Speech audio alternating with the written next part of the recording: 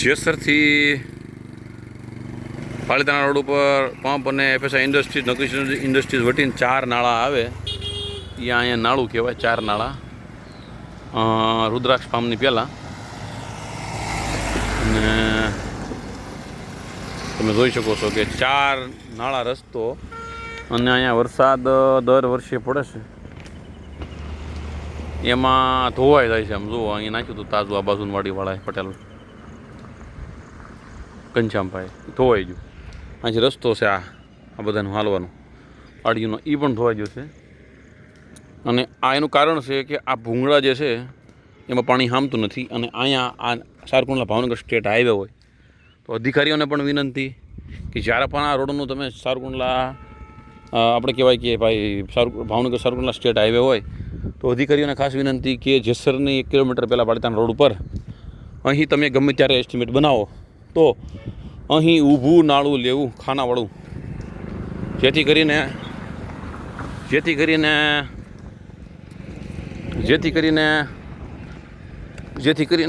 પાણી અહીંયા હમાઈ જાય. આ તમે જોઈ શકો છો. જો આ ભૂંગળા છે, આ ભૂંગળું ભૂંગળું બધાય પેક થઈ ગયા છે. આમાંથી 2 ભૂંગળા ખુલ્લા છે, એમાં પણ પાણી સામે નહીં. એટલા માટે આપણને ખાસ વિનંતી છે કે આ મોટું અમને નાળું કરી આપો. પંચાયત તથા ખેડૂતો તથા અહીં રાહદારીઓ જે હાલે છે, જે લોકો પાલિતાણા બાજુથી આવે છે, સારકુંડલા બાજુથી આવે છે, સારકુંડલા ભાવનગર નેશનલ હાઈવે હોય, સ્ટેટ હાઈવે હોય તો સ્ટેટ હાઈવેના અધિકારી તમે સ્થળ તપાસ કરી અને આવનારા ગમે એ સમયમાં આનો નિકાલ થાય એવું કરવા વિનંતી.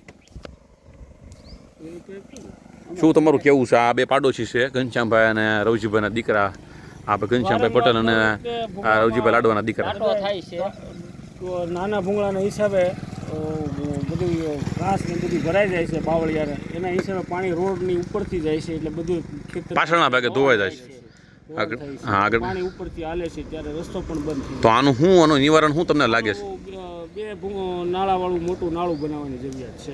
અને આ હાઈટ કેટલી ઊંચી છે સમજાઈ ગયું. અહીંથી ઢાળ પણ છે બંને બાજુ અને નાળું નીચું પણ છે, રોડ પણ નીચો છે, બંને બાજુ રોડ અધર છે 5-7 ફૂટ.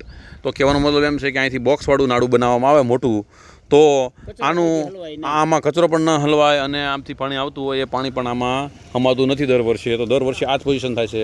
ચોમાસાનો આ પહેલો જ વરસાદ છે, દર વર્ષે ટૂંકમાં આ જ પોઝિશન થાય છે. તો તમે જોઈ શકો છો. તો ખાસ નોંધ લેવા વિનંતી. જોઈ શકો છો આ ભાઈ 2 વ્હીલર જાય છે પણ હવે એને ખબર નથી કે રસ્તો બંધ છે. તમે જોઈ શકો છો એ જઈ શકશે નહીં. બરાબર છે, રસ્તો બંધ છે. આગળ પાણી ભરેલું છે, તમે જોઈ શકો છો. તોડી નાખ્યું છે. ઊંધા માથે પાણી વાહવાના હિસાબે ભાઈ જાય છે પણ હાલી શકશે નહીં. તમે જોઈ શકો છો. આમાં ક્યાંય જવાય એવું જ નથી. ડેમ બની ગયું છે તો ભાઈ જાય ક્યાં? હે જોવો તો જો એ પોઝિશન નથી હલાય.